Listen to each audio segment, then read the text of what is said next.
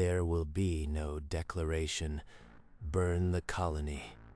Let Earth find ashes. Vassar warships opened fire without warning. Below, a world of 400,000 became a graveyard. Override every protocol.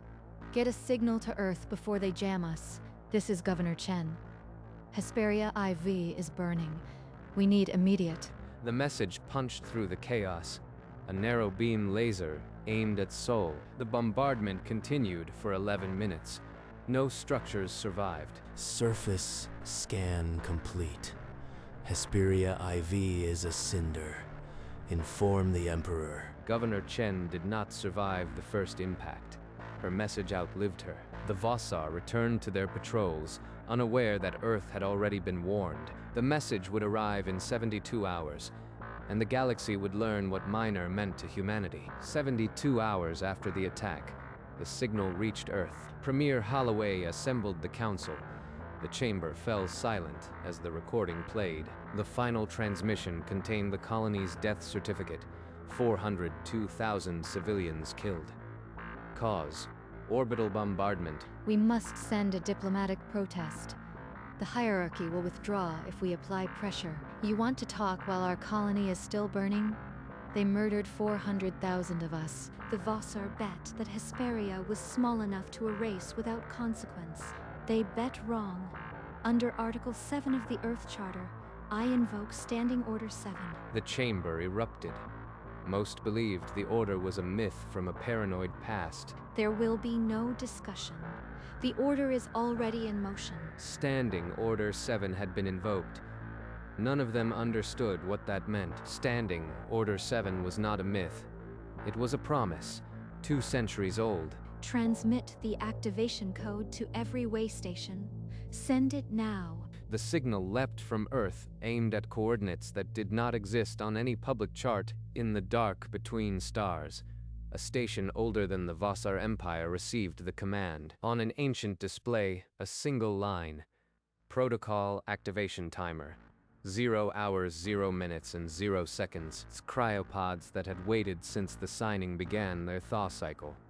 Frost cracked. The protocol had been written by leaders who knew that humanity's enemies would mistake mercy for weakness. Across hundreds of way stations, the same signal ignited sleeping reactors. Admiral Robert Yates opened his eyes for the first time in 30 years. The sleeping fleet was waking, and it had one purpose: Hesperia's reply. The Hesperia's reply was not a ship built for peace. It had been waiting for exactly this moment. Lieutenant Koskinen, report. Fleet activation at 63% and climbing. 17,000 ships acknowledging the call, sir. That's not all of them. Keep pushing the activation. I want every last ship. Across the void, answer after answer returned. Way stations silent for decades, lit up like signal fires. Priority message from Earth Council, Admiral. Eyes only. They're not asking. They're telling me the Vassar just signed their own death warrant. The message contained no request, only facts. Hesperia IV was glass. The fleet's purpose was now absolute. This is what we volunteered for. Every soul in this fleet knew the price. Now we collect. The fleet was not yet gathered, but it was awake, and it remembered why it existed, deep in Vassar space. Commander Varnak knelt before Emperor Zorak. Hesperia IV is ash, my Emperor. 402,000 humans erased. And their Earth? Do they cower? They will protest. They lack the spine for real war. The court laughed. They had never met a species that remembered a grudge for 200 years. I have already dispatched scouts to the next colony. We will push them back to their homeworld. Do it. Let them learn that the Vassar are not to be defied. On a display, the image of Hesperia IV before the attack mocked the dead, a serene world they thought no one would avenge. They did not know that the signal they ignored was already a death sentence crossing the void. The calm before the storm would last less than a month. Ships poured from their way station berths, ancient hulls aligning in preordained formation, their crews silent. Crews of the sleeping fleet. You gave up your lives for this day. Today, you wake to a debt that must be paid. Tens of thousands of ships stretched into the darkness, a machine of vengeance that had waited 200 years. Hesperia IV is gone. 400,000 dead. The galaxy is watching, and it will learn what humanity does to those who test us. Sir, all ships report ready for jump. The fleet is at full combat status. No anomalies. Then we go. No quarter, no negotiation. They don't get to explain. They don't get to explain. They don't get to surrender. The Hesperia's reply triggered its jump drive, and the fleet followed like a storm that had been gathering for centuries. In an instant, the armada vanished from normal space, becoming a ghost until it arrived. Yates watched the stars stretch into lines of light, the silence of the jump pressing against the hull. Their course was set, and the Vossar had no idea that their doom was already in motion. At the edge of Vossar space, deep-range sensors began to scream. Commander, energy signatures, dozens, no, hundreds. They're coherent, moving in formation. Sensor, ghosts. Recalibrate the array. It's a nebula discharge or a glitch. I've run 3 diagnostics. The signatures are solid, sir. They're not ghosts, they're ships. Then, whose fleet? The humans don't have the capacity. It's a sensor echo or a pirate flotilla.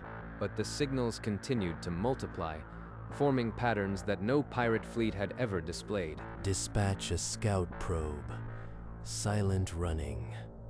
I want visual confirmation before we bother the Emperor. A lone Vossar scout detached and accelerated toward the anomaly, its crew unaware they were flying into history. In the command center, the laughter from the court still echoed. They had not yet learned to fear the silence. The storm was closer now than any of them could imagine. The Vossar scout dropped out of FTL into a darkness that was not empty.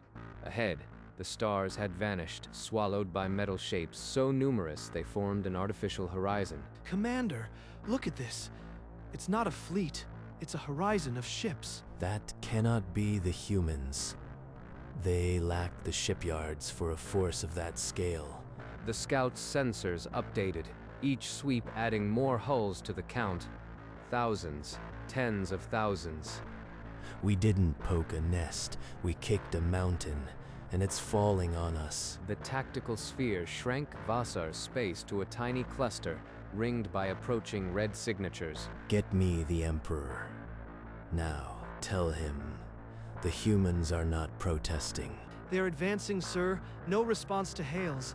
They're not interested in talking. The Vossar had finally seen what was coming, but they still did not understand what it was. The Vossar defense fleet rushed to meet the Terran spearhead. It was not a battle. It was an execution. Recall our forces. They can't win a direct engagement. Use hit and run. Delay them. The orbital shipyard at Valkaris, -9, churning out warships for the next century. Took 17 minutes to die. No survivors. Move to the next target. By the 5th day, the Vossar had lost half their outer colonies. The term fighting human forces became a dark joke among their crews. They're still trying to coordinate, sir.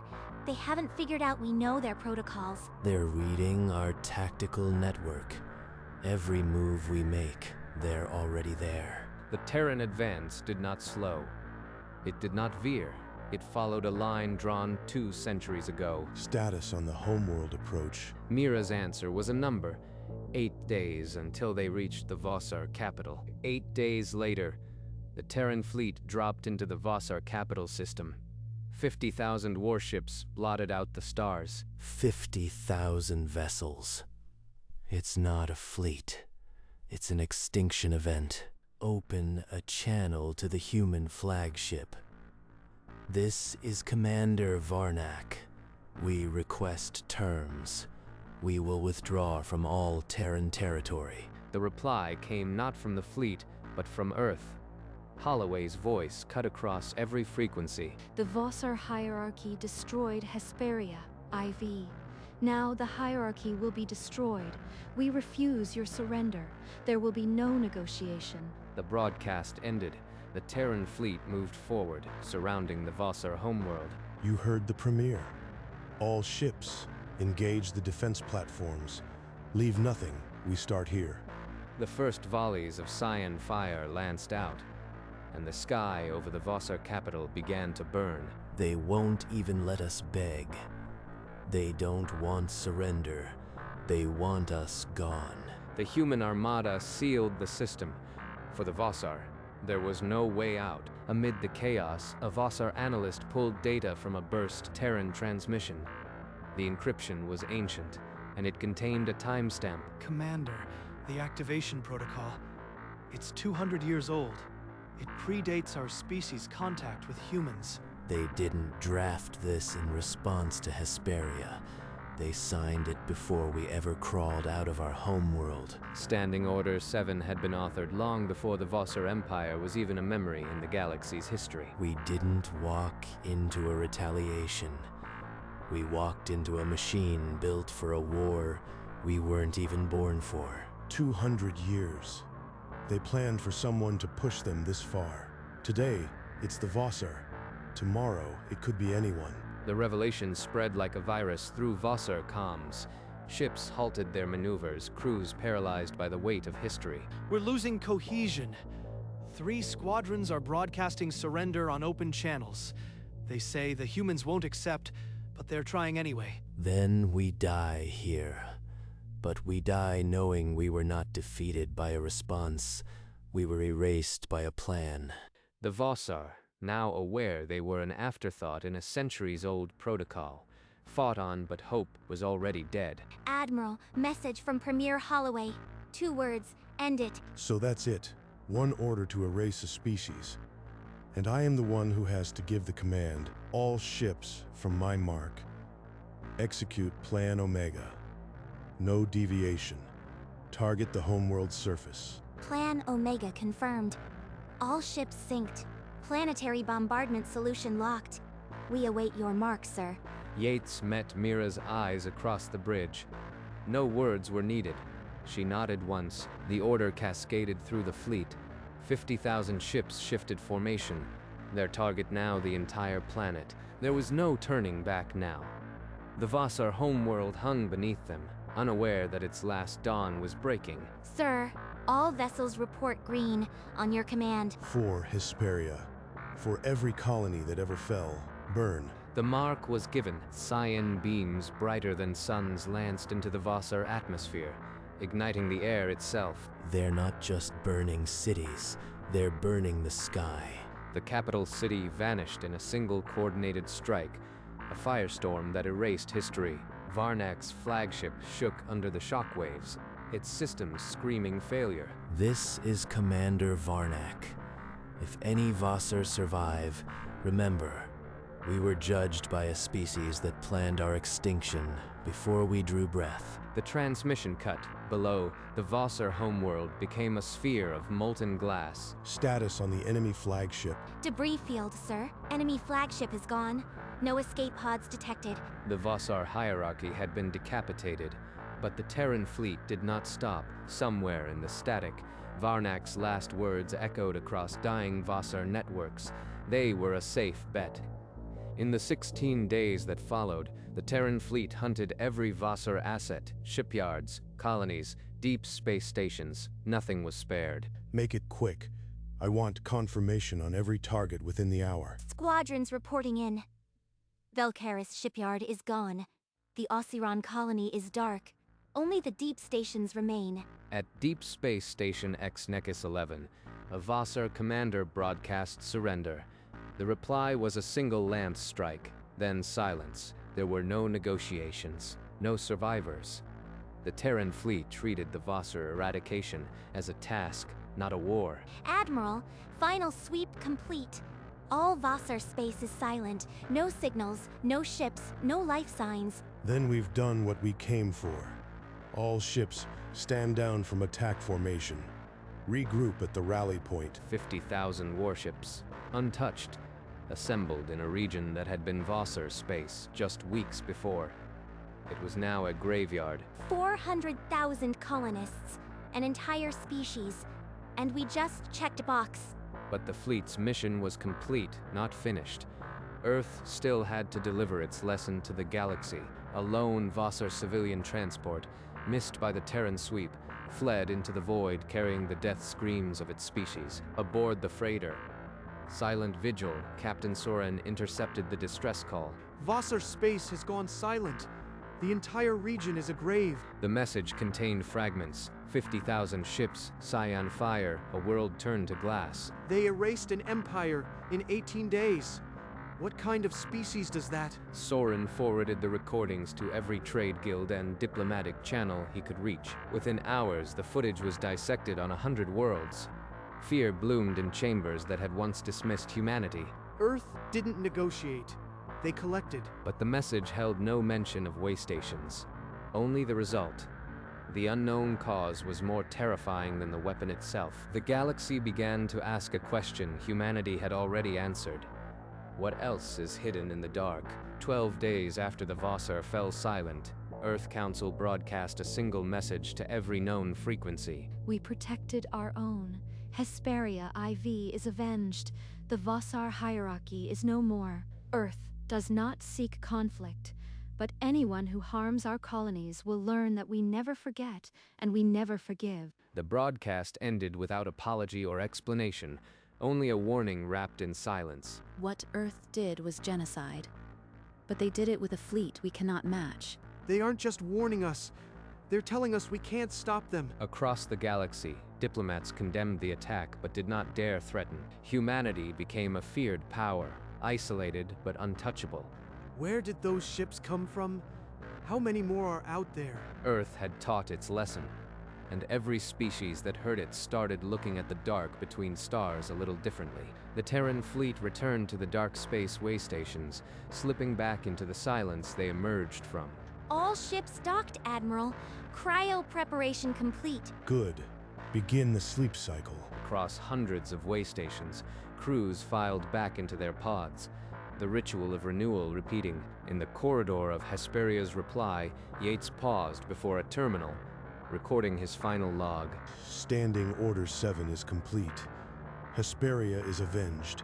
The galaxy has been taught. We sleep now, trusting the protocol will endure. The log encrypted and filed, one more entry in a 2-century archive. Yates stepped into his cryopod, the lid hissing shut, and surrendered to the decades-long dream. Elsewhere, new way stations were being assembled in deeper voids, their frames like skeletal promises. When the last pod sealed, the way stations vanished from sensors, becoming legend once more. 1 year after the Vossar fell silent, the hunt for humanity's hidden fleets became the galaxy's obsession. We must find these way stations. They represent an existential threat to every species. The freighter, Silent Vigil, now repurposed as a scout, patrolled the deep dark under Captain Soran's command. Contact. Faint metallic signature. Right on the edge of sensor range. Could be a way station. The ship crept closer, revealing a structure, dark, dormant, indistinguishable from the rumors. Scan it. Life signs, power, anything. Empty. No reactors, no cryo bays. Just a hollow shell, a decoy. A decoy? So they want us to find these, while the real ones remain hidden. The decoy discovery spread fear like a plague. If one was fake, how many real ones were waiting? We are searching for ghosts, and every shadow might be the real one. In the Keth Alliance Council, a proposal to destroy a suspected way station ignited furious debate. You suggest we fire on that way station? That would provoke the very response we fear. A younger delegate argued for preemptive strikes, but Talara silenced them. We are not the Vossar. We learn. The proposal died. The way station, real or decoy, remained untouched. Earth never commented on the decoys, nor on the real stations. The silence was its own answer. Standing Order 7 was no longer a myth. It was a deterrent carved into the galaxy's bones. Every colony, every outpost, might have one watching. In her office, Holloway looked at a projection of the galaxy marked with those silent guardians, and felt no triumph, only certainty. The Vossar were not just destroyed, they were made into a lesson that no species could unsee. And so the galaxy held its breath, knowing that somewhere in the dark, 50,000 ships slept, waiting for a call that might never come. Waystation after waystation sat in the void, untouched, undeployed, waiting. In the waystation's silence, 50,000 warships rested in formation, a promise made 2 centuries ago. Blue running lights pulsed along the dark corridors, where cryopods held the crews in suspended vigil. Yates dreamed frozen dreams among them, his face peaceful, his duty absolute. Across the galaxy, dozens of such stations waited, untouched, undeployed, yet never forgotten. The map of their locations was known only to Earth, a secret that terrified every other species. They had seen what happened to the Vassar. They knew that a single attack would awaken an unstoppable armada, so the galaxy held its breath, and the waystations held their fleets. One particular station drifted through the void, its lights dim, its reactors idle. It was indistinguishable from 1,000 decoys, and that was the point. The fleet slept, dreaming of fire, and the galaxy knew better than to wake it. After 3 years, the station remained inert. Not a single signal, not a flicker. It doesn't threaten.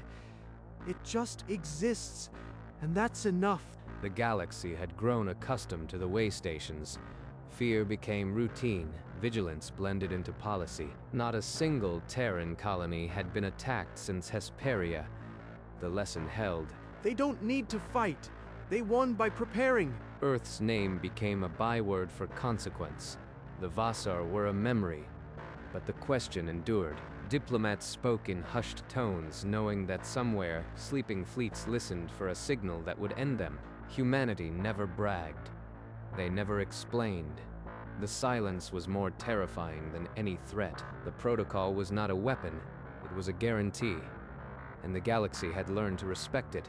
Somewhere in the dark between stars, they sleep.